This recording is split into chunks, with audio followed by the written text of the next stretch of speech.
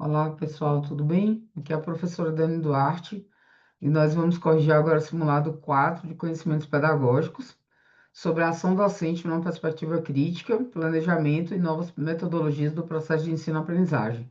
A gente dividiu a parte dessas aulas em novas metodologias e depois planejamento, e aí também pode seguir uma ordem inversa se quiser lá no Classroom, mas é legal também seguir a ordem que eu coloquei. Aí é com vocês, tá bom? Então, eu coloquei 22 questões neste simulado, tá? Aqui no finalzinho eu coloquei duas da FGV, o restante é tudo Fundatec e de diversas prefeituras, principalmente do sul do país, essas questões. Então, em relação à sala de aula tradicional, qual das alternativas a seguir não é uma vantagem, da sala de aula invertida? Vou marcar aqui também vantagem da sala de aula invertida. Porque para vocês verem como é importante eu ter falado tudo aquilo lá sobre metodologias ativas, que aqui vai ter tudo. Aqui vai ter sala de aula invertida, aqui vai ter aprendizagem baseada em projetos, aqui vai ter ensino híbrido, vai ter tudo, tá? Então,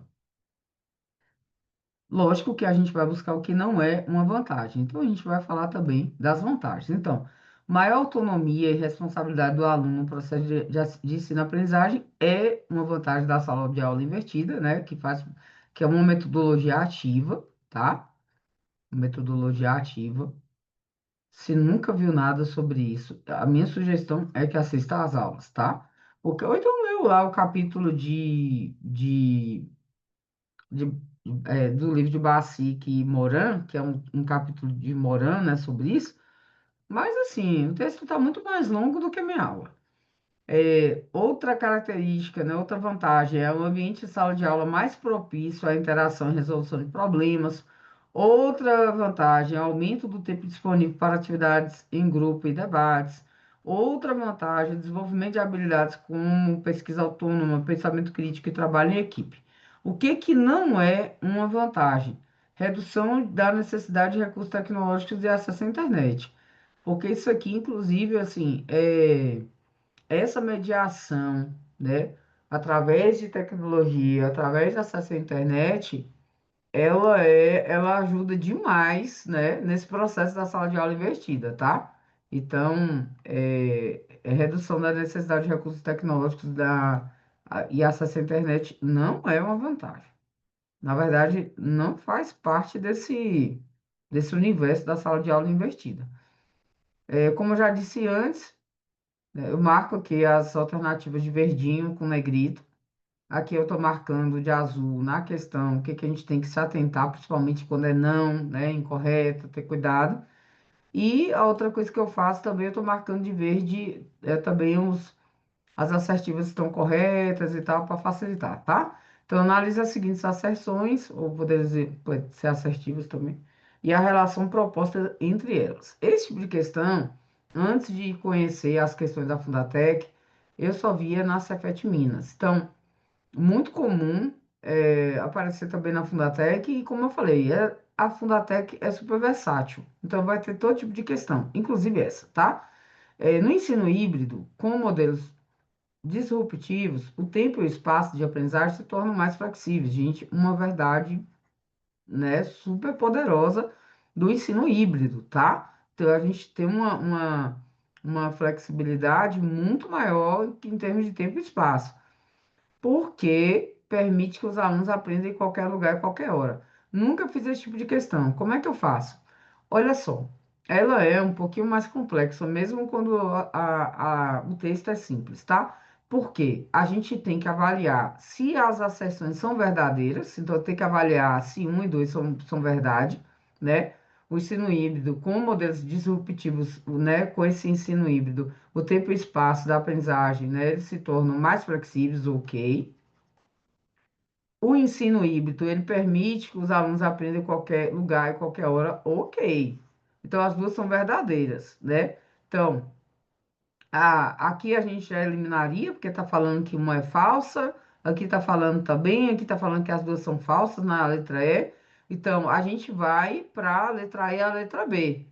Então, a letra A e a letra B nos dizem que um e 2 são proposições verdadeiras. O que que vai diferenciar a letra A da letra B aqui? A questão de a 2 ser ou não justificativa da primeira. Então, no ensino híbrido, com modelos disruptivos, né, o tempo e espaço da aprendizagem se tornam mais flexíveis, porque permite que os alunos aprendam em qualquer lugar, a qualquer hora. Então, a 2 é sim justificativa da um, tá? E aí a letra A correta, tá bom? Importantíssimo. No mínimo, ler o material. Só que eu acho que vai perder mais tempo lendo material do que assistindo a aula e vendo material. Eu saio mexendo na ordem das coisas aqui. Agora vai ficar o quê? Questão 3. A era digital impacta significativamente a educação, trazendo consigo novas oportunidades e desafios. Diante dessa realidade, qual das alternativas abaixo define o papel do professor na educação digital? Dani, você disse, e não preciso simplesmente dizer, a gente precisa também de ser autônomo e atento também o suficiente para perceber que no edital não há educação digital de forma explícita, né? Não tem lá educação digital de forma explícita, as novas tecnologias de forma explícita, tecnologias da comunicação, da informação da comunicação, não tem. Só que quando a gente vai falar de metodologias ativas, não tem como a gente não falar disso. Então, eu peguei e botei a questão, tá? Então, diante dessa realidade, qual das alternativas abaixo define o papel do professor na educação digital? E, gente, é óbvio que papel, independente até da educação digital, né, transmitir conteúdo de forma tradicional, priorizando memorização e repetição de informações, não é o papel. Ator principal, o professor vai ser ator principal no processo de ensino-aprendizagem, detentor único do conhecimento e responsável por repassar aos alunos? Não. Garantir que o conhecimento humano produzido até a atualidade seja transmitido para tal. é, Essa garantia depende da vontade e do interesse do aluno, mas sim das tecnologias, não.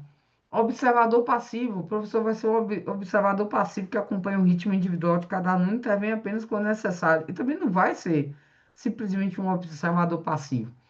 Lógico que essa coisa da intervenção faz sentido, falar da intervenção quando necessário, só que isso aqui também entra muito naquela ideia do tutor, né? Como a gente falou, né? Mas quem é esse professor na educação digital? Ele é o mediador entre o conhecimento e os alunos, utilizando as tecnologias digitais como ferramentas para facilitar a aprendizagem. Perfeito, tá? É o tipo de questão que dá para fazer, com atenção, minimamente falando, dá para fazer. Em relação ao planejamento escolar, são características fundamentais, exceto, né? Então, a gente vai buscar a errada. E aí, a gente vai estudando aqui com as certas. Então, uma das características, né? Ser um processo contínuo e cíclico, sujeito a revisões e adaptações ao longo do ano letivo. Não é aquela coisa, eu fiz aqui o meu planejamento e eu não vou mexer nele de jeito nenhum, né? Não é assim, ele é flexível. Definir objetivos claros, mensuráveis e alinhados com a proposta pedagógica da escola.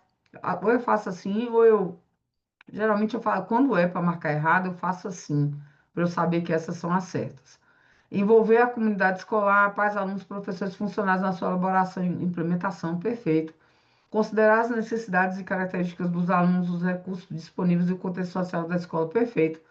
E aí, o que que o planejamento escolar não pode ser? Ele não pode ser um instrumento burocrático e formal sem necessidade de consulta à comunidade escolar. Então, letra E, tá? Não tem nem muita coisa que discutir. Fora que tem muitas questões nessa mesma pegada aqui. Em relação à gestão da aprendizagem em sala de aula, sumiu. Qual das alternativas a seguir é a menos eficaz? Tá? Tem que ter atenção com esse tipo de coisa, tá? Não é a que seja eficaz ou mais eficaz, é a menos eficaz para promover a autonomia e o protagonismo dos alunos, tá? Aqui está pulverizado, aqui tem vários assuntos dentro disso aqui. Implementar atividades em grupo que se tiver a colaboração e trabalho em equipe, ótimo, né? Eficaz, não é a menos eficaz. Diversificar as metodologias de ensino, perfeito, utilizando recursos tecnológicos e atividades lúdicas, Oferecer feedbacks, né, individualizados, né, dar aquele retorno para o aluno individualizado, personalizado, com foco nas necessidades de cada aluno, perfeito. Criar um ambiente de aprendizagem acolhedor e seguro, né, onde os alunos se sintam livres para expressar suas ideias, perfeito. Não tem como, ou a banca teria feito tudo errado, né? Tudo perfeito aqui, ou então, de qualquer forma, a letra E. Priorizar a exposição de conteúdos, jamais, né? Isso aqui não é o objetivo maior. Em tudo aqui, do planejamento, relação professor-aluno, a relação com os conteúdos, não é. Priorizar a exposição de conteúdos utilizando efetivamente um método de aula expositiva é o menos eficaz para promover a autonomia e protagonismo dos alunos, tá? Na cara.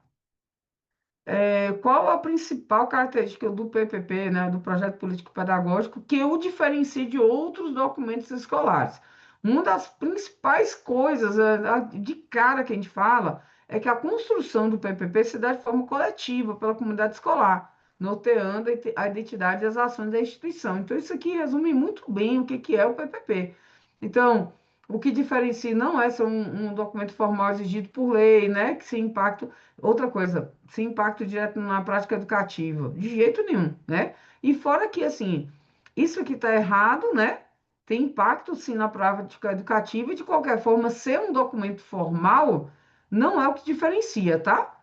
Porque os outros também vão ser documentos formais, tá bom? Então, ele é construído de forma coletiva. Apresentar um detalhamento minucioso das atividades pedagógicas a serem desenvolvidas em cada ano letivo não é sobre isso. O planejamento pedagógico, o projeto político pedagógico, ele vai muito além. Ele não se trata só do planejamento ali, tem muita coisa, né? Definir a estrutura curricular da escola com a seleção de livros didáticos e conteúdos específicos, não. Também não é só isso.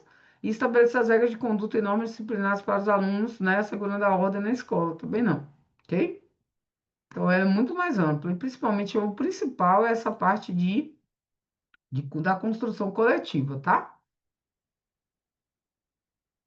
Vasconcelos dá grande ênfase ao planejamento das ações educacionais. Vasconcelos junto com, principalmente, Vasconcelos, Veiga, e sempre tem alguma coisa de Luquezzi ou Libânio, tá? Mas principalmente, assim, PPP, que trata muito, é Vasconcelos e Veiga. Vasconcelos dá grande ênfase ao planejamento das ações educacionais, afirmando que cabe ao planejamento a oportunidade de repensar todo o fazer escolar como um caminho de formação dos educadores e dos educandos, bem como de, gente, eu peguei um trecho do texto, inclusive é um artigo que trata sobre planejamento, é, no âmbito da educação infantil, onde as autoras citam Vasconcelos exatamente com essa passagem.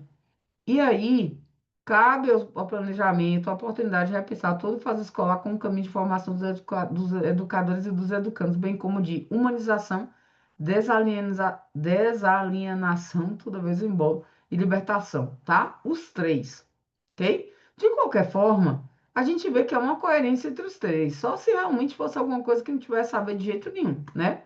Na dúvida, vai na coerência. Na dúvida, vai na coerência, porque isso aí, gente, é o que está no texto mesmo. Então, a Fundatec Volta e Meia vai fazer questões que são muito simples, né? Por exemplo, aqui, mesmo até a pessoa que não estudou nada de PPP, ela vai desconfiar. Poxa, eu estou falando de pessoas que dão aula, né? Estou falando de pessoas que são docentes. Então, uma pessoa que está na sala de aula e não souber que existe projeto político pedagógico, que projeto político pedagógico é uma coisa que, né, que faz parte, né? Que a referência para o planejamento anual nas escolas é difícil, né? Então, assim, tem questões que são mais básicas e tem questões que eles vão. A Fundatec vai direto num texto, pega um texto específico do autor e cita o que o autor falou, entendeu? Aí é um pouquinho mais difícil, tá? Então, para Vasconcelos, quando falamos do planejamento anual das escolas, temos como referência o quê? O projeto político pedagógico, PPP, tá? Não tem nem o que discutir aí. De acordo com o Luquezzi, gente, essa aqui eu repeti, tá? Eu fui tirando as de avaliação e essa acabou ficando. Então, essa aqui eu já tinha feito lá na parte de avaliação. O ato de avaliar não é neutro e ele é um ato dinâmico. E assinar a alternativa incorreta sobre as metodologias ativas. Gente, memorização, né? Compreensão abrangente de sistemas estáticos não tem nada a ver com metodologias ativas. Eu acho que até uma pessoa que nunca ouviu falar de metodologias ativas na vida, ela ia olhar aqui, memorização, principalmente estáticos, e ia falar, não tem nada a ver. E aí, lógico, né? A incorreta é essa. E aí a gente vai ver o que que tem a ver com metodologia ativa, né? O professor é um facilitador da aprendizagem que colabora com o aluno, né? Ajudando a compreender em vez de impor seu ponto de vista. O aluno é um explorador autônomo que desenvolve opiniões e pensamentos próprios e não um mero reprodutor de ideias. Nessas metodologias desenvolvem um senso crítico e a capacidade de relacionar conteúdo à realidade, tendo a ser uma verdadeira produção de conhecimento, e aprendizagem baseada em problemas, jogos educativos entre pares, métodos de caso, simulações, são exemplos dessas metodologias. Perfeito. Dá para revisar, dá para relembrar, dá para aprender, dá para tudo. Vai olhando para a questão e vai estudando. Também não é passar o olho, não é fazer sem atenção, é fazer com consciência, tá? Lucchesi, como eu falei, volta e meia cita o Lucchesi, cita o Libânio, direto ou indiretamente, principalmente, né, em relação ao plano de aula. Para falar de plano de aula e plano de ensino, eu citei Libânio, mas aqui vai ser a mesma coisa, tá? Tanto que eu vou fazer uma coisa aqui, que na hora da aula, os arquivos não estavam aqui nas minhas pastas do computador, estavam no Drive, e o Drive é de outro Gmail meu, o pessoal, aí eu peguei e salvei aqui para mostrar, tá? Porque às vezes a pessoa pode ter dificuldade. Quem, por exemplo, nunca fez plano de curso, que é o plano de ensino, né? No meu caso, lá no meu curso, na UNEB, a gente falava muito plano de curso, né? O plano de curso, ele tem uma coisa chamada ementa. Agora sim, independente se você nunca deu aula e teve que usar um plano de curso e ver uma ementa, você foi aluno de uma graduação. Então, a gente pegava o nosso plano de curso e via lá a ementa do plano de curso, né? Então, a ementa não faz parte do plano de aula. Quem faz parte do plano de aula, como eu falei também na aula, né? E a gente sabe também, o objetivo do ensino, a avaliação, o cronograma, além disso aqui, o que mais, né? Os procedimentos metodológicos, os recursos didáticos, né? São os elementos que fazem parte, tá? E conteúdos. Então, aí eu vou mostrar aqui rapidinho, assim. Aí, como eu já falei, essa banca, ela é bem diversificada. Então, ela gosta de somatória. O que que a gente faz, Dani? A gente pega os números que estão aqui e soma, e dá 8, ok? Então, é a soma das corretas. Deixa eu marcar aqui isso, que eu acho correto. E aí eu vou mostrar rapidinho aqui, só para lembrar, tá? Porque mesmo até quem nunca fez um plano de curso, já teve plano de curso, porque na instituição onde estudou, recebeu a ementa das disciplinas, né? Aí eu vou pegar aqui rapidamente, porque eu não queria, eu fiquei toda sem jeito de ficar mostrando o plano dos outros. Eu vou pegar aqui tanto o plano que eu utilizei para fazer, para mandar para uma seleção do IFBA que eu ia fazer de português, e o meu plano de curso aqui da disciplina NES 2. Então, eu vou compartilhar aqui rapidinho. Aí, quando a gente pega um plano de curso, que é o chamado também de plano de ensino, isso aqui é para o semestre, né? Então, eu vou colocar o código da disciplina, componente, carga horária, o ano, semestre, né? Tem meus dados ali. Aí tem ementa. Então, isso aqui é a ementa da disciplina, tá? E aí, isso eu vou ter em quê? Plano de curso. Aí eu vou ter objetivo, conteúdo programático, mas tudo isso para o semestre todo, né? Metodologia, recurso, avaliação e as referências, tá? O plano de aula, tirar aqui. O plano de aula, vou passar rapidamente, tá? Ele tem outra estrutura. Então, assim, aqui eu lógico, coloco essas coisas aqui também iniciais, né? São as nossas informações, né? Como candidato e tal. Aí tinha um ponto aqui para a prova de desempenho didático. Aí os conteúdos, né? Data, pode botar ali mais ou menos a duração da aula ali, previsível também, ou então eu deixei, como eu deixei, público-alvo, objetivos, aí objetivos gerais, específicos, metodologia, como é literatura, tem muita coisa, né? Aí também botei umas notinhas de rodapé explicando algumas coisas aqui, de recursos didáticos, e aí a parte de verificação da aprendizagem, avaliação, lógico que, como eu falei, aí eu botei uns pós-aula aqui, tá? E botei referência. Então, não tem ementa, tá? Não tem ementa em plano de aula. Além disso, chamar atenção para, no caso de prova de desempenho didático, de concurso, observar muito o edital. Você tem que seguir o que o edital está pedindo. Então, às vezes, o edital pede lá para você falar de habilidades que estão sendo trabalhadas com base em BNCC, alguma coisa do tipo. Então, tem que ver isso direitinho. Essa aqui, ela tá meio, assim, geralzona também, tá? Mas eu quis botar porque também interpretação de texto, eu já vi essa autora aqui, Boy. Engraçado que a Boy é uma autora citada mais de uma vez, tá? Mas geralmente nessa pegada aqui, das competências socioemocionais e tal. Se refere à capacidade de mobilizar, articular e colocar em prática conhecimentos, valores, atitudes e habilidades para se relacionar com os outros e consigo mesmo, assim como estabelecer e atingir objetivos e enfrentar situações adversas de maneira criativa e construtiva. São capacidades individuais que podem se manifestar em pensamentos, sentimentos, comportamentos de cada pessoa. Está bem na cara também essa parte além da coisa criativa, né? Habilidade para se relacionar aqui com os outros, tá vendo? Aqui, ó, conhecimentos e consigo mesmo. Então, esse pensamento, sentimentos, comportamento, né, de cada pessoa. Então, a gente tá falando de competências o quê aqui? Socioemocionais, tá? Essas são questões mais gerais que eu gosto de botar, porque às vezes a banca trata de coisas mais. Como o ensino e aprendizagem abarca muita coisa, a- tudo está dentro, tá?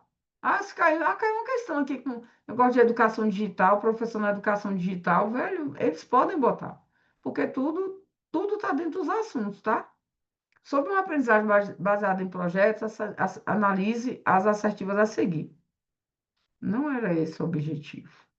E aí eu desmarquei isso aqui e marcou de novo, não sei o que foi. Pronto. É, o trabalho é realizado coletivamente, a aprendizagem ocorre de forma colaborativa. Perfeito, tá? Então, aqui as palavras-chave mesmo, tá? Coletivamente, colaborativa. Perfeito isso aqui. A gente falou disso aqui na aula, tá? No livro de Bacic e Moran, tem um artigo de Moran que trata sobre as metodologias ativas e a gente falou sobre todas elas, tá? Todas as que caem, tudo que é necessário, inclusive a aprendizagem baseada em projetos, tá bom? Os problemas são extraídos da realidade através da observação feita pelos alunos e os alunos identificam os problemas e buscam meios para resolvê-los. Perfeito, todas estão corretas. Aí, Bacic e Moran enfatizam que o ensino híbrido, através do uso dos recursos digitais e diferentes estratégias de ensino, são importantes facilitadores de ensino-aprendizagem, proporcionando uma a uma aprendizagem ativa e colaborativa. Na minha cabeça eu não tinha feito isso aqui, não. Aprendizagem ativa e colaborativa, desenvolvimento da autonomia do aluno. O que está errado aqui, né? O ensino, depois disso tudo que a gente está falando aqui, até mesmo quem não tivesse assistido a aula, até mesmo quem está na sala de aula e não lê muito sobre ensino híbrido, mas que sabe, né, sobre essa facilitação, sobre a ideia de ser professor hoje, vai falar que o ensino centrado no docente e suas reais necessidades? Não, né? Óbvio que isso aqui está errado. Então, apenas um e dois. De acordo com o Libânio, aí como eu falei, né, volta e meia, tem alguma coisa, e assim, essa aqui tá aquela coisa mais geral, tá? Só que a gente já discutiu muito sobre isso aqui, inclusive já falei sobre isso aqui também, lendo o Libânio. Então não tá aquela questão super direcionada, assim, mas faz parte das questões que podem cair na prova, tá? Então, de acordo com o Libano, o entendimento dos objetivos, conteúdos e métodos da educação se modifica conforme as concepções de homem e da sociedade, que, em cada contexto econômico e social de um momento da história humana, caracteriza o modo de pensar, o modo de agir e os interesses das classes e grupos sociais. A pedagogia, portanto, é sempre a concepção da direção do processo educativo subordinada a uma concepção político-social, tá? Importantíssimo lembrar disso aqui em Libânio. Eu quis botar também, porque a gente já falou de didática. Aí eu falei, eu vou botar logo essa questão. Deixa eu descer aqui, que eu fiz um rearranjo. Eu vou marcando também, as coisas vão mudando. Eu acho que na hora que eu fui marcar, O trem estava ativo aqui. Na atualidade, o trabalho pedagógico deverá ser desenvolvido utilizando-se de metodologias que busquem a provocação, a exposição, a interação entre aluno e aluno, interação entre alunos e professor, tudo isso aqui. Eu tenho que ter muito cuidado, porque às vezes falam assim, mas não fala que essa coisa de aula expositiva, uma coisa é você fazer uma aula essencialmente expositiva, você focar em uma coisa só, né? É como assim, não vamos considerar a avaliação qualitativa. Não, vamos considerá-la junto com perdão, quantitativa, gente. Ou a mesma coisa, vamos considerar uma avaliação só qualitativa. Ou então vamos considerar uma avaliação só quantitativa. Ou então vamos considerar uma avaliação só subjetiva, porque esse negócio de objetividade não está com nada. A gente tem que aproveitar o equilíbrio entre as coisas. Então, o extremismo é um problema, tá? Então, essa coisa aqui da exposição, a exposição dentro, né, do trabalho pedagógico não é um problema, tá? O problema é você focar só nisso. Você falar, vou fazer só uma aula expositiva, né? Aí não dá, tá? Então, ter cuidado, porque às vezes você pode querer, né, meter o pau em certos aspectos que, na verdade, devem ser válidos, devem ser considerados. De acordo com Vasconcelos, para se realizar um bom planejamento, é necessário considerar uma das dimensões básicas, né, que é a fase do plano de ação. Então, são guias de orientação para essa fase. Gente, como eu falei, Vasconcelos tem um material cheio de coisas, né? E aí eu aproveitei para pegar algumas passagens de um artigo, aí eu fiz um apanhado geral do texto de Veiga, peguei algumas coisas de Vasconcelos do texto, porque o livro de Vasconcelos tem muita coisa. Então, para você pensar no plano de ação, você precisa de objetividade, coerência e flexibilidade, tá? Então, aqui você já tira a subjetividade, não vai dar, porque você vai ser totalmente parcial, né? Você vai fazer tudo ali com base no que você só pensa e é complicado. Você não vai ter uma rigorosidade metódica, como o Freire fala. Rigidez de jeito nenhum, né? Rigidez de jeito nenhum, robustez, não. E aqui, subjetividade, né? Então, são as coisas principais aqui que poderiam dar problema, tá? Então, objetividade, coerência e flexibilidade. Foquem nisso, tá? Foquem, porque Vasconcelos e Veiga caem muito. Veiga afirma que acompanhar as atividades e avaliá-las leva-nos à reflexão, com base em dados concretos sobre como a escola organiza-se para colocar em ação o seu projeto político-pedagógico. A avaliação do projeto político-pedagógico, numa visão crítica, parte da necessidade de. Aí, é, aí você. Essa é a questão que eu falei que vocês têm que ter cuidado, tá? O que que geralmente a banca pede aqui? A correta. E tá pedindo o quê? A incorreta ou incorretas, né? E aí, quando você está avaliando, lógico que você vai perceber, poxa, conhecer a realidade escolar é ok. Só que você pode dar uma bugada na hora, se atrapalhar, porque geralmente de 10 questões que a Fundatec, vou falar bem por cima, tá? Ou mais, né? De, sei lá, 20, 30 que ela pede, vou falar 10 não, de 50 vou botar assim, ó. De 50 quantas que a gente está vendo aqui que está pedindo a incorreta? Eu acho que essa é a segunda ou terceira que eu estou vendo. Só que pode acontecer, pode atrapalhar, tá? Então, conhecer a realidade escolar, né? É uma necessidade, né? A gente cria o projeto político-pedagógico por conta dessa necessidade, de explicar e compreender criticamente as causas da existência de problema, bem como suas relações, suas mudanças também, e propor ações alternativas também. O que que não é aqui, né?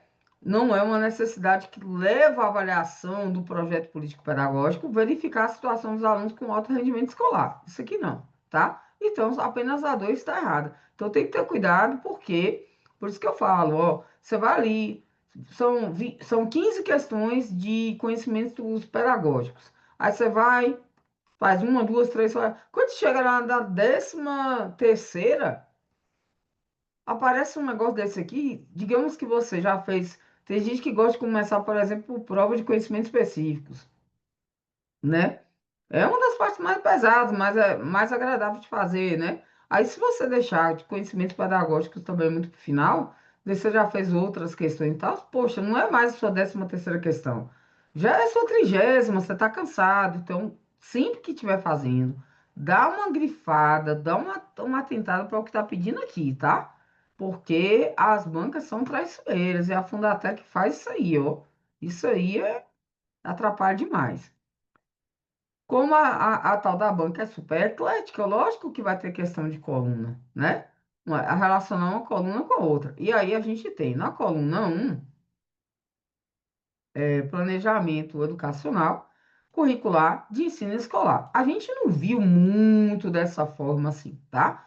Mas a gente falou de plano de ensino, falou de plano de aula, né? Falou assim, sobre planejamento educacional de forma mais ampla, com projeto político-pedagógico e tal. Planejamento curricular, o próprio nome já diz, né? Então, o processo que antecede ao trabalho pedagógico, que é um plano de ação que vai orientar a prática docente durante todo o ano letivo, é o que se chama de planejamento escolar, tá? O que está relacionado à adequação dos conteúdos, à realidade, às necessidades dos estudantes, né? É um planejamento que organiza, orienta a ação dos professores, visando tornar a aprendizagem engajadora para os alunos, vai ser o de ensino, ok? Então, pensar mais essa coisa dos conteúdos, né? E tal. Eu achei essa questão um pouco traiçoeira também, tá? Planejamento relativo às políticas públicas. Aqui, gente, não tem para onde correr. Falou assim, política pública de educação. Lógico que é o planejamento que é educacional. Então, aqui já dava para dar um ótimo direcionado, tá bom? Também. Visando mobilizar objetivos comuns e sair do lugar. A política nacional, determinando e orientando metas, estratégias, diretrizes a todos os âmbitos administrativos. Perfeito. E a dois, que é essa curricular, ela diz respeito à tomada de decisão. Ai, gente, que eu estou saindo aqui. De decisão dos conteúdos que são ensinados aos estudantes, levando em conta o formato e a ordem que são trabalhados. Então, é currículo, né? Mas eu achei essa questão tão, assim, meio aberta, sabe?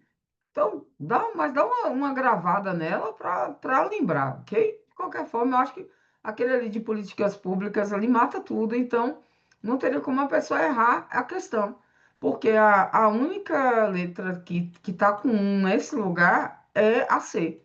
Então, por isso que eu falei assim, dá para responder, mas a organização e a construção do projeto político-pedagógico é um desafio para a escola. Ao mesmo tempo, a sua concretização não significa que, tá vendo que tem muita questão com não?